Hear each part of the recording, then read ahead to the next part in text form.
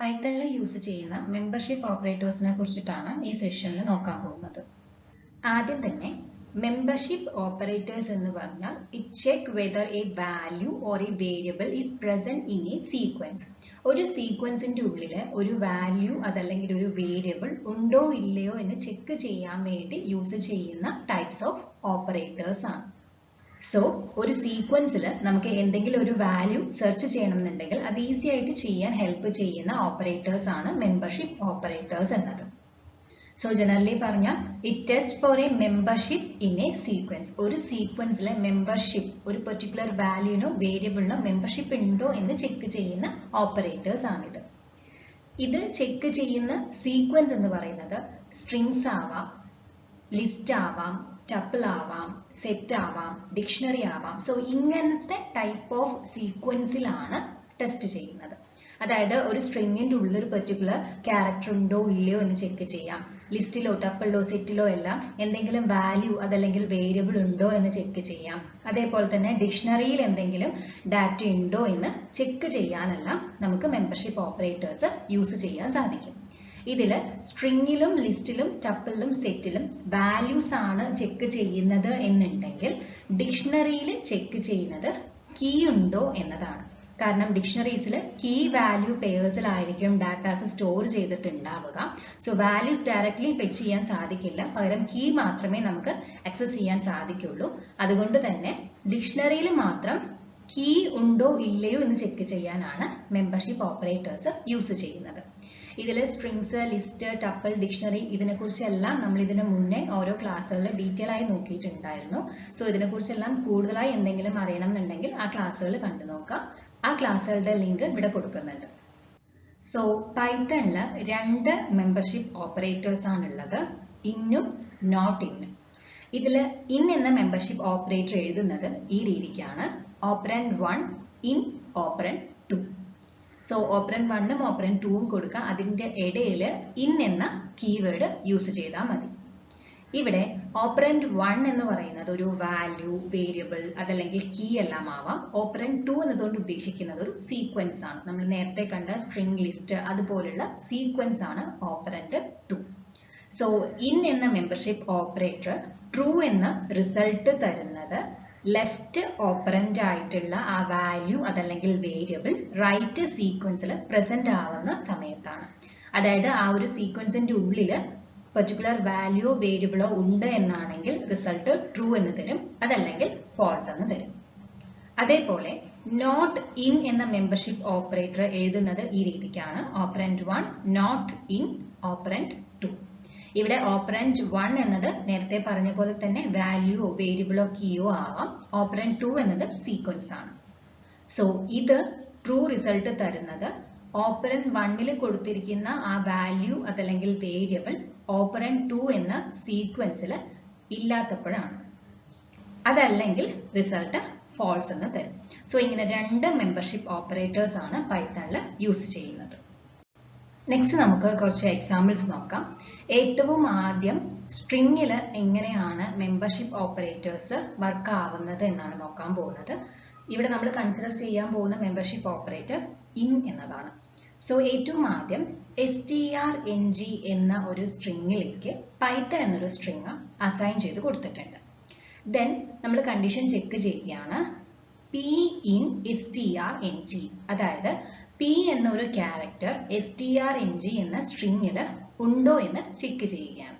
So ഇവിടെ Python എന്ന വേർഡിൽ p എന്നൊരു ലെറ്റർ ഉണ്ട്. സോ അതുകൊണ്ട് തന്നെ p in strng എന്ന് കൊടുത്തു കഴിഞ്ഞാൽ അതിന്റെ റിസൾട്ട് ട്രൂ എന്നതായിരിക്കും.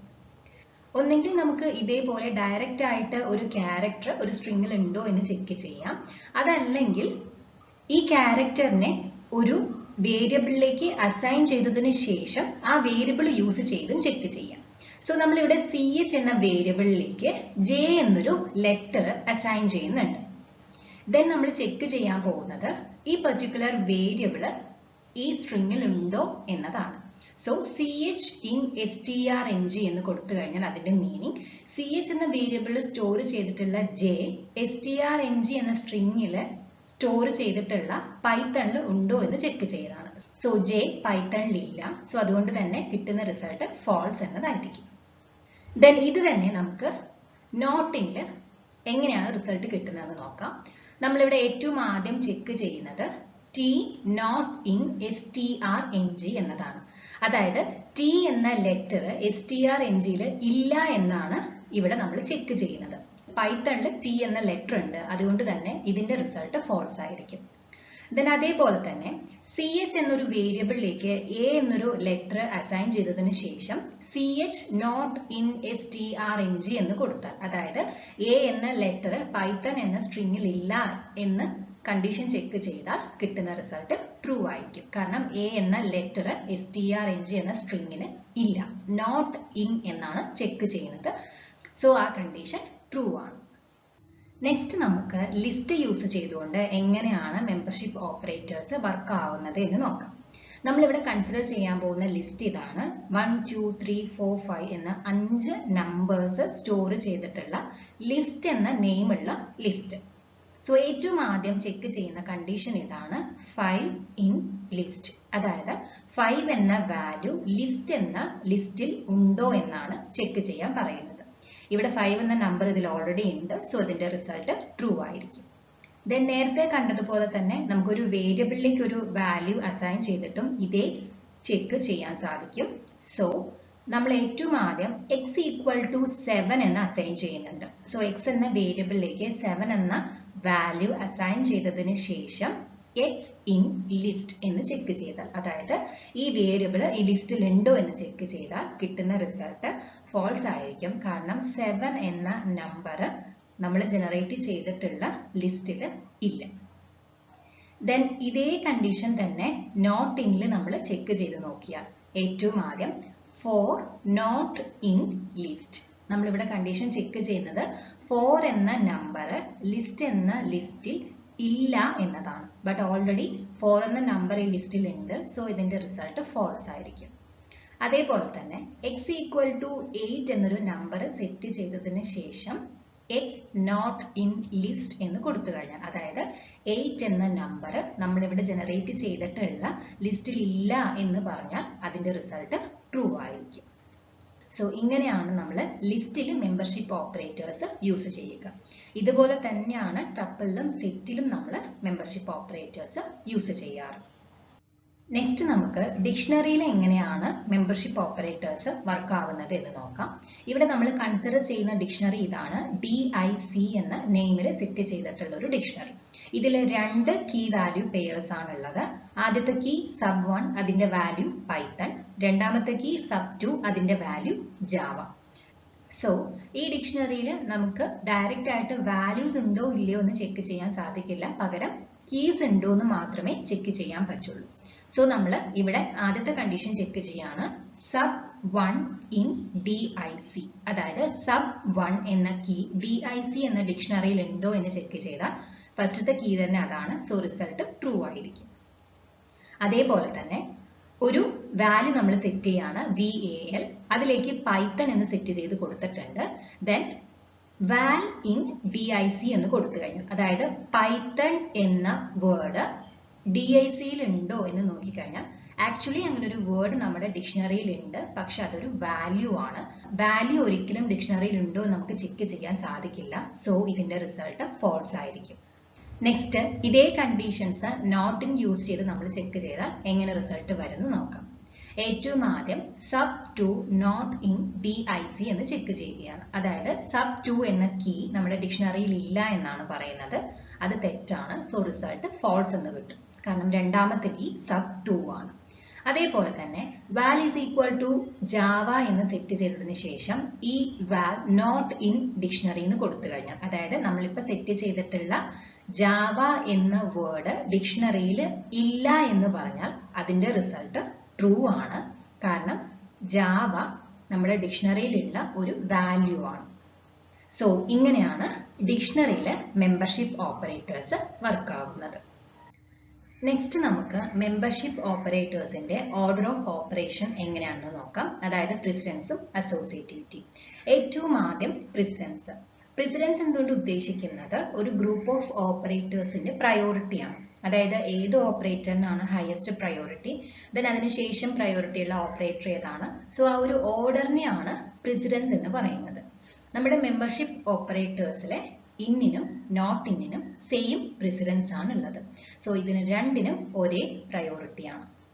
ഇങ്ങനെ ഒരേ പ്രയോറിറ്റി ഉള്ള ഓപ്പറേറ്റേഴ്സ് ഒരു എക്സ്പ്രഷനിൽ ഒന്നിൽ കൂടുതൽ തവണ വന്നു കഴിഞ്ഞാൽ അസോസിയേറ്റിവിറ്റിയുടെ ഹെൽപ്പോട് കൂടിയിട്ട് അതിന്റെ ഓർഡർ ഓഫ് ഓപ്പറേഷൻ പ്രെഡിക്റ്റ് ചെയ്യാൻ സാധിക്കുള്ളൂ.